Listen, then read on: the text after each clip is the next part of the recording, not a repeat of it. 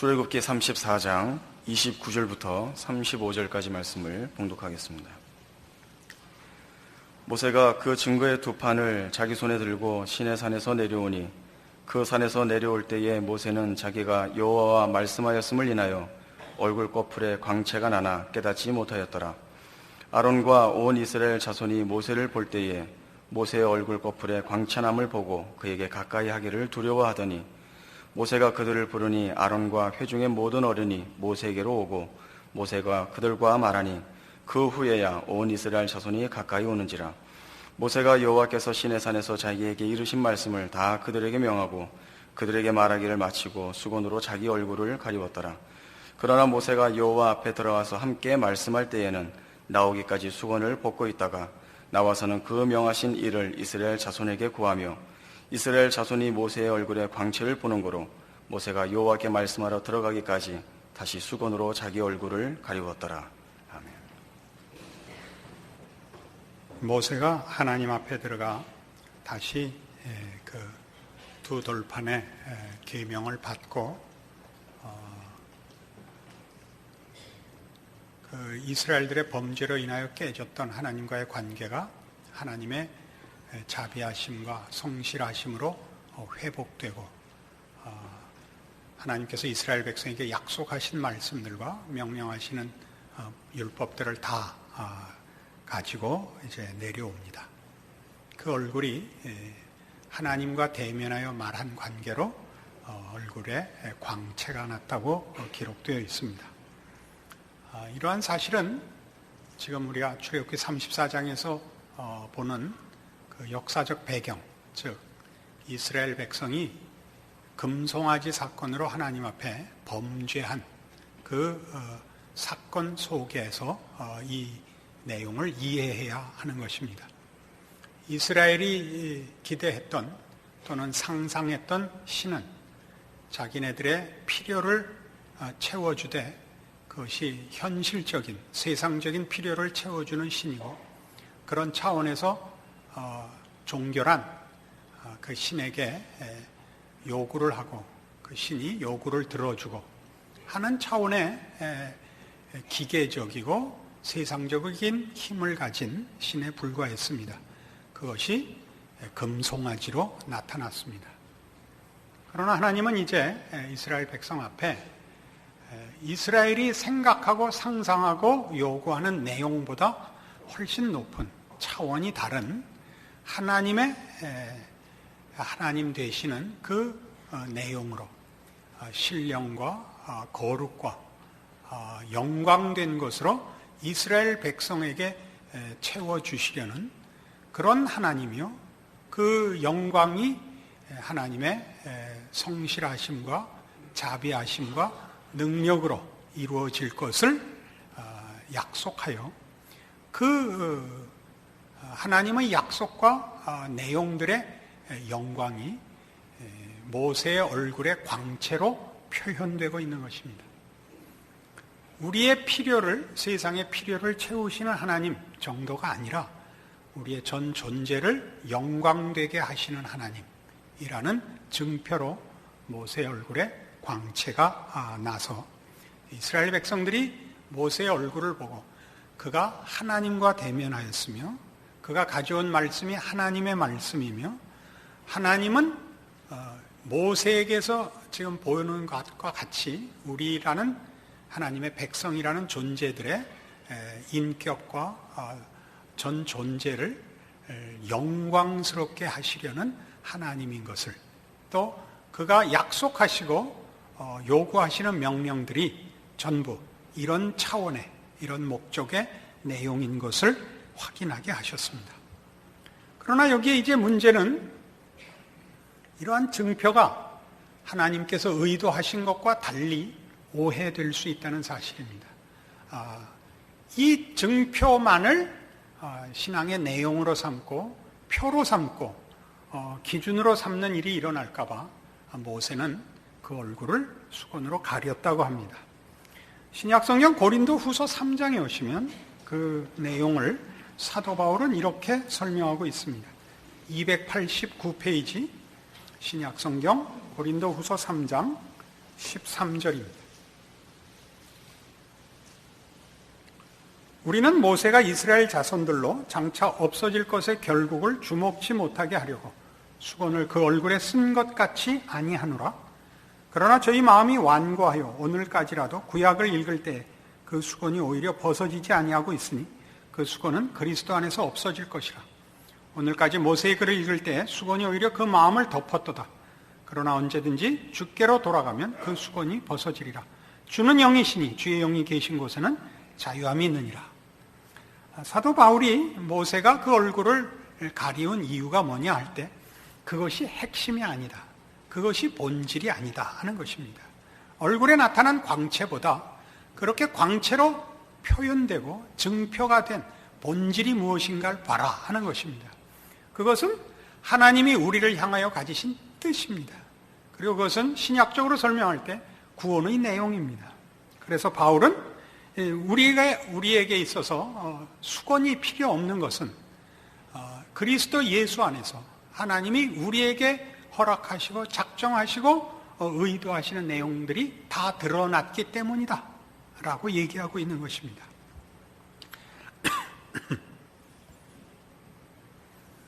그런데 이 모세가 그의 얼굴의 광채를 가리워야 했던 이 문제, 즉 본질로부터 우리의 시선을 지엽적인 것, 현상적인 것, 증표에 불과한 것으로 이렇게 돌리게 하는 시험은 기독교 역사상 늘 있어온 시험 중에 하나입니다. 우리 마음이 신앙을 이런 초월적인 현상으로 집중하게 하여 그런 현상들이 나타나는 본질적인 내용을 소홀히 하게 만들기 때문입니다. 마태복음 7장에 가시면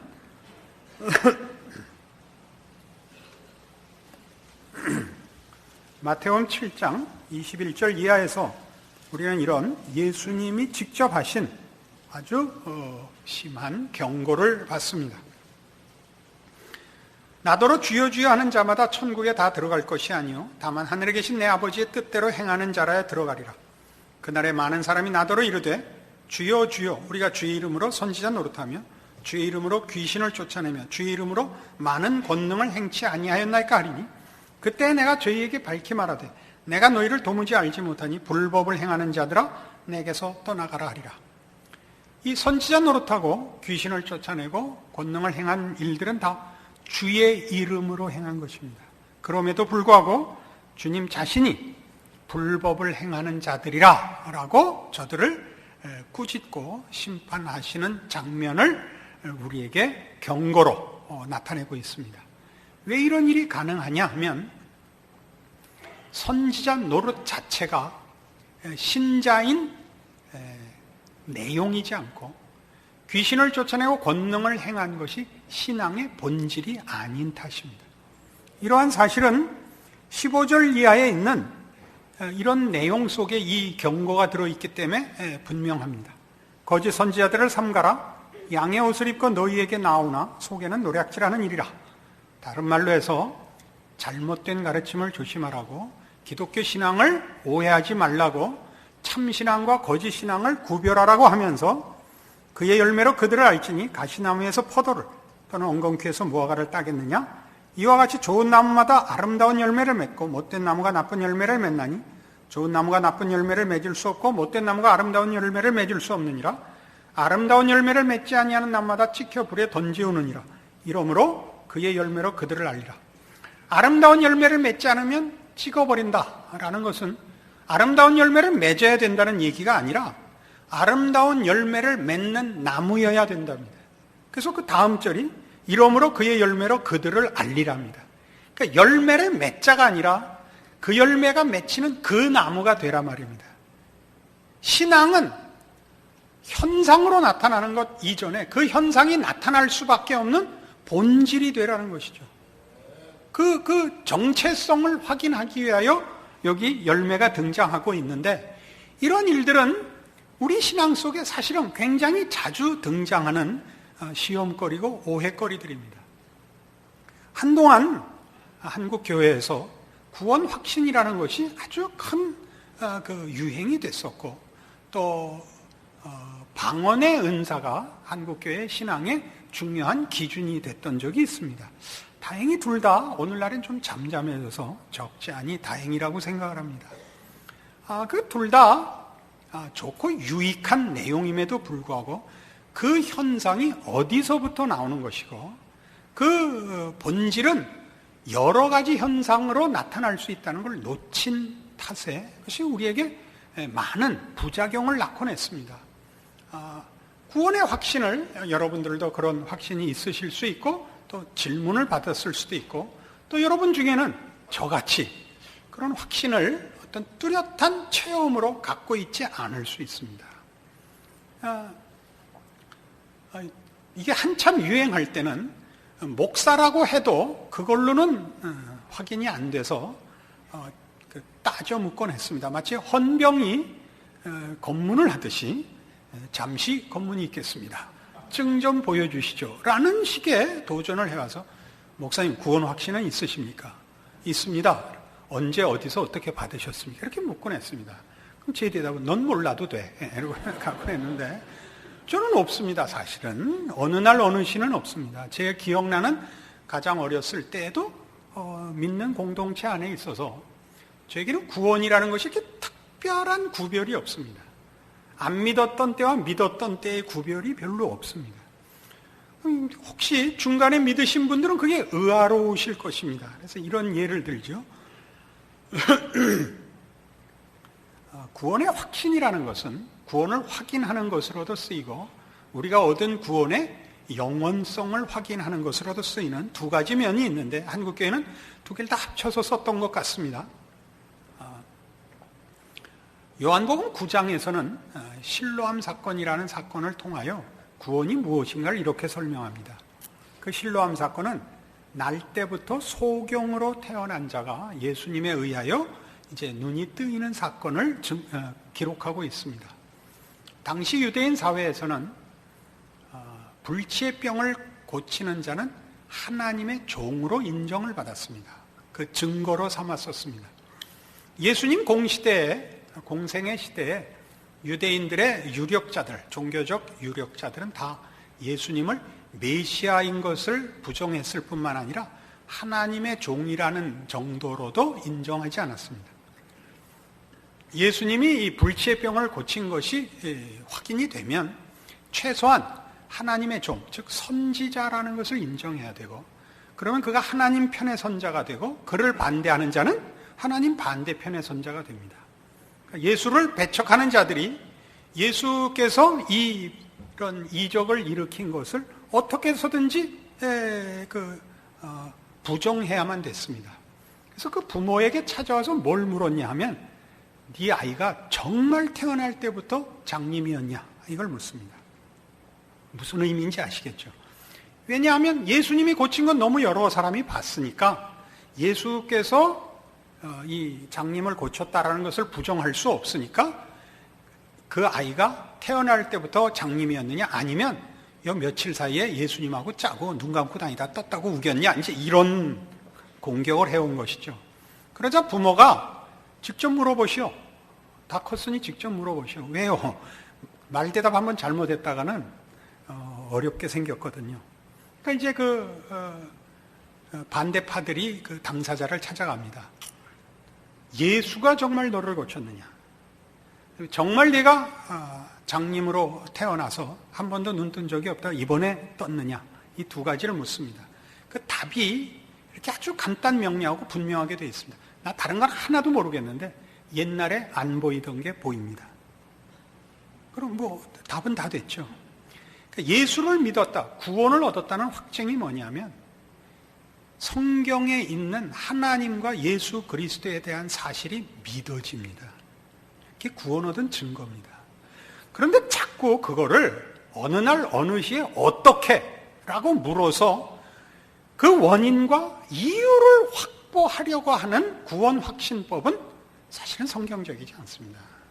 그렇게 원인을 따져 들어가면 저 같은 모태신앙은 그러면 구원을 안 받은 게 됩니다. 보는데 아니라는 판정을 받아야 됩니다. 세상에 이런 법이 어디 있습니까? 내가 와서 힐문하는 자를 보고 당신 눈이 작구만 이것까지 보고 있는데 본인이 나보고 당신은 장님입니다. 그러면 어떡하란 말입니까? 이게 지금 우리가 구원에서 나타난 감격들, 그 차이들로 인하여 그 현상들이 무엇으로 인하여 이 현상들이 생겼는가를 놓치고 현상에 집착을 하면 생기는 부작용들이요, 본말이 전도된 본질을 빼놓고 현상들에 집착하는, 그래서 신앙의 본질을 놓치는 부작용을 낳을 수 있다는 면에서 이 예를 듭니다. 이런 일들은 우리들로 하여금 지금 여기 마태복음 7장에서 본 바와 같은 이런 일들, 명분과 형태로 신앙을 집착하게 만들고 본질을 놓치게 하는데, 본질이란 뭐냐 하면 이것, 하나님을 아는 것, 그리스도 예수 안에서 하나님의 구원의 작정과 인도하심에 순응하여 그리스도를 닮는 것들을 놓치게 하고 명분과 형태로만 우리를 끌고 가게 만듭니다. 이런 예를 들어보십시다. 예수를 믿고 나면 신자된 여러 가지 신앙적인 실천들을 하게 마련인데, 그런 것들이 보통은 아까도 예를 든 바와 같이 명분과 형태적인 게 많습니다. 기도를 한다, 성수주의를 한다, 헌금을 한다, 전도를 한다, 이런 것들이 가장 대표적인 신앙 행위들일 것입니다. 그러나 기도나 헌금이나 전도나 하는 것들은 다 내가 가진 새 생명, 내가 얻은 바 구원에 의해서 알게 된 진리, 하나님을 아는 지식, 이런 것들이 만들어내는 하나님의 자녀로서의 당연한 영적 호흡이요, 영적 반응으로서 주어진 삶의 정황 안에서 그런 존재가 반응해야 되는 것이 내용들입니다. 반응을 어떻게 해야 되느냐는 굉장히 다양하고 그 반응을 하는 본체에 관한 것들입니다. 그러나 우리는 이 반응이 경직되어 있고 몇 가지로 제한되어 있습니다. 모든 것은 기도라는 이름으로, 믿음이라는 이름으로, 전도라는 이름으로 이렇게만 되어 있어서, 예를 들면 시도 때도 없이 아무데나 앉기만 하면 기도부터 하는 것이 신앙의 유일한 실천인 사람들이 많이 있습니다. 엉덩이에 무슨 칩을 꽂았는지 엉덩이만 어디에 담은 기도를 하는 게, 아무데나 자리만 이동해서 앉으면 기도를 하는데 그게 무엇이 잘못이겠습니까? 많은, 제가 걱정하는 것은 이렇게 기도를 함으로써 그 다음부터 하는 모든 것을 면제받는 것이어서는 안 된다 이겁니다. 기도했으니까 할 거 다 했다는 아닙니다. 우리는 이 세상 속에서 살고 있고 우리는 어디를 가나 말하자면 포위되어 있는 사람입니다. 이 불신 세상의 그 주된 영향과 풍조와 요구 속에 이렇게 포위되어 있는 자로서 우리의 다른 믿음과 우리의 다른 그 원리들이 그런 세상과 어떻게 신자로서의 반응을 하고 그 자리를 신자답게 이겨내야 하느냐 하는 것은 많은 지혜와 많은 생각이 필요한 것들이고, 또 그때마다 다 다르게 나타날 수밖에 없는 것입니다. 근데 그것을 언제나 기도했으니까 다 됐다라는 식으로 그 다음부터는 배짱 부리고 그냥 고집을 부려서는 안 됩니다. 그런 것을 이 마태복음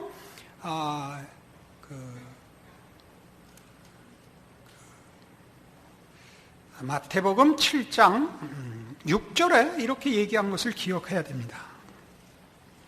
거룩한 것을 개에게 주지 말며 너희 진주를 돼지 앞에 던지지 말라. 저희가 그것을 발로 밟고 돌이켜 너희를 찢어 상할까 염려하라. 예수님께서도 신앙생활을 하는 것은 막무가내고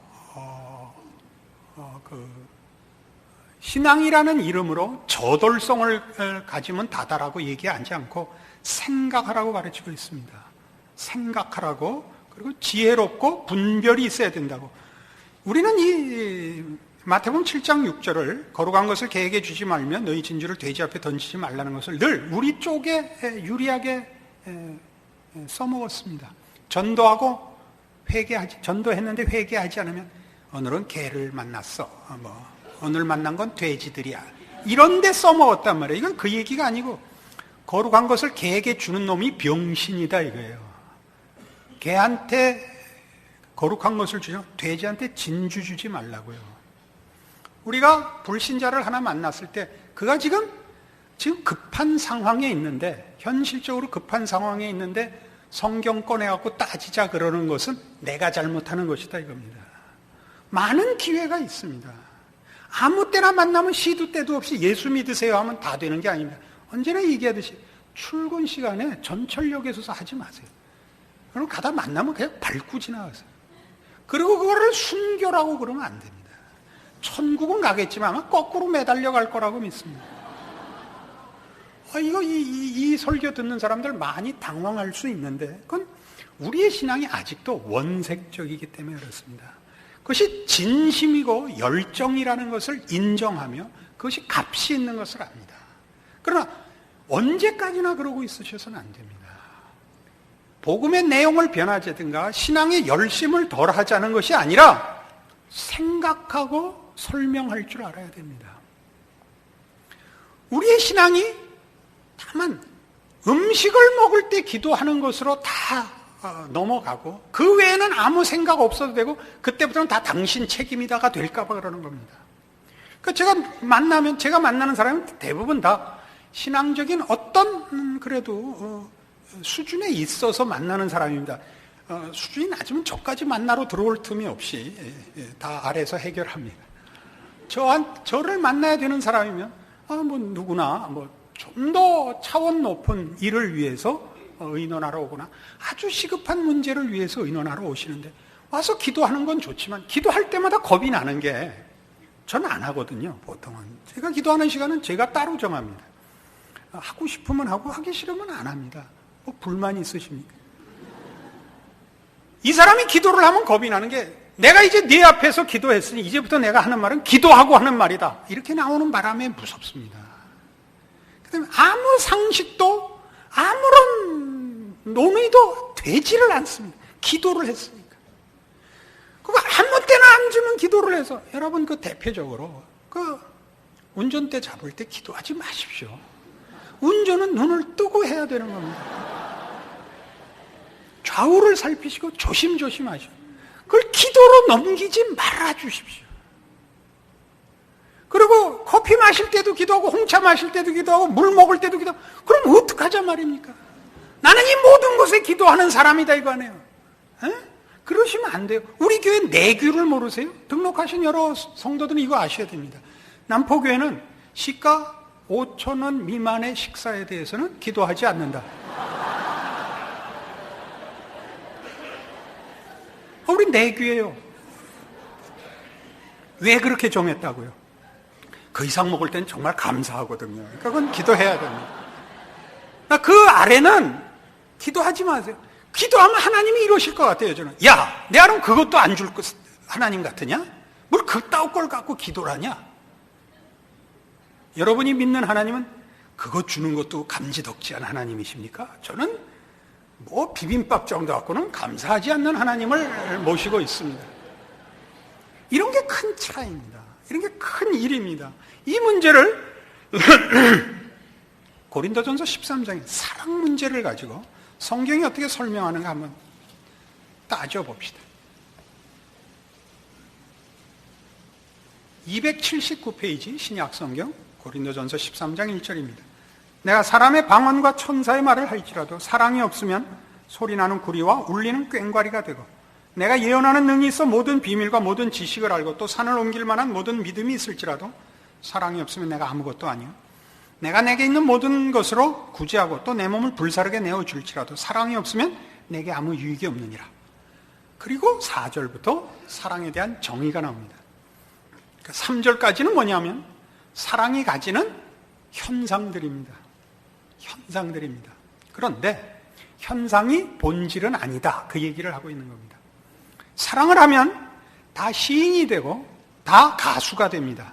처음에 나오는 내가 사람의 방언과 천사의 말을 할지라도입니다. 사랑을 하면 비가 와도 춤을 춥니다. 안 해보신 얼굴들을 하고 계시는데 다 너무나 오래된 기억이십니까? 사랑을 하면 다 시인이 됩니다. 그리고 2절에 있는 바와 같이 사랑을 하면 최선을 다합니다.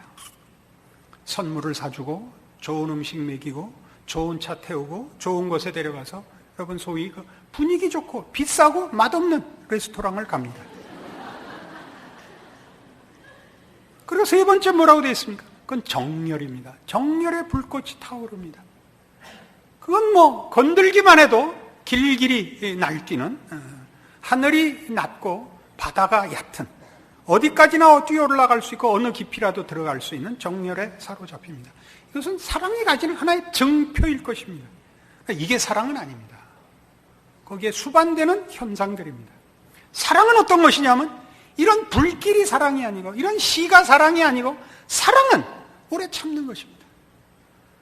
사랑은 온유하고 투기하지 않고 자랑하지 않고 교만하지 않고 무례히 행치 않고 자기 이익을 굳지 않고 성내지 않고 악한 것을 생각지 않고 불의를 기뻐 않고 모든 것을 참고 믿고 바라며 견디는 겁니다.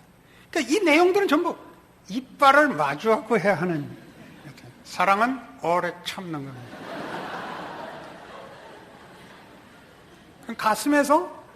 가슴에서 폭죽이 터지는 게 아닙니다.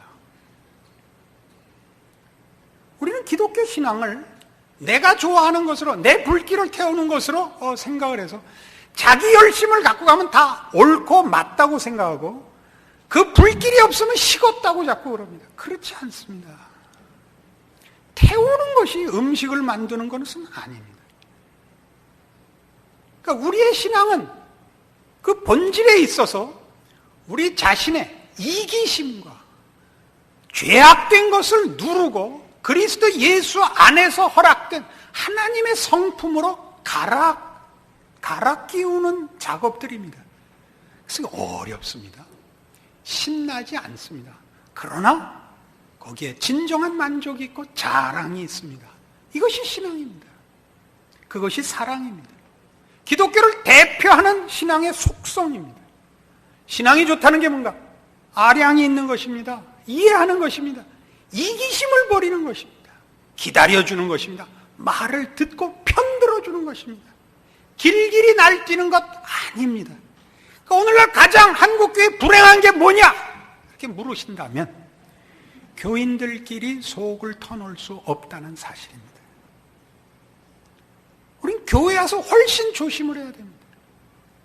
우리는 흠잡히지 않으려고 애써야 됩니다. 우리는 아무도 덮어주지 않습니다. 용서하지 않습니다. 편들어주지 않습니다. 우린 남모르게 왔다 남모르게 가야 됩니다. 가장 불행한 것입니다. 가장 귀한 복음과 가장 자랑스럽고 영광스러운 믿음 속에 있으면서도 사실은 전전긍긍하고 살아야 된다는 것은 불행이요 비극입니다. 여러분들의 신앙을 확인하십시오. 여러분 얼굴에 빛이 나기를 바라지 마십시오. 여러분들이 과연 그리스도 예수 안에서 이 평안을 얻었는가 보십시오.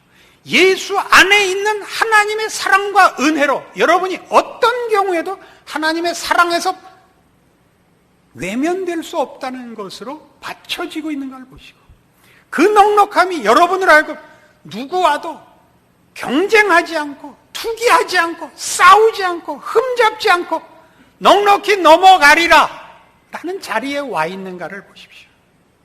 누가 속상한 얘기하시면 들어주십시오. 편들어 주십시오. 그리고 가서 같이 맛있는 거 사 먹으십시오.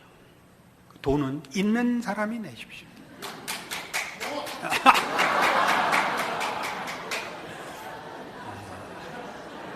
현대판 아멘이 옳시다.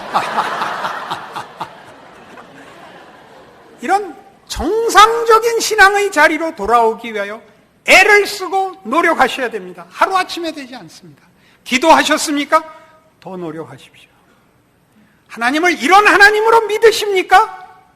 그러면 여러분 자신을 용서하시고 함께 신앙생활하는 여러분의 믿음의 권속들을 용서하시는 대로 그 실천과 신앙의 범위를 넓혀가십시오. 그리하여 행복한 신앙인이 되시고 행복한 교회를 만드십시다. 기도하겠습니다. 하나님 아버지 은혜를 감사합니다. 하나님의 자녀라는 이름이 갖는 영광과 자랑을 확인했습니다.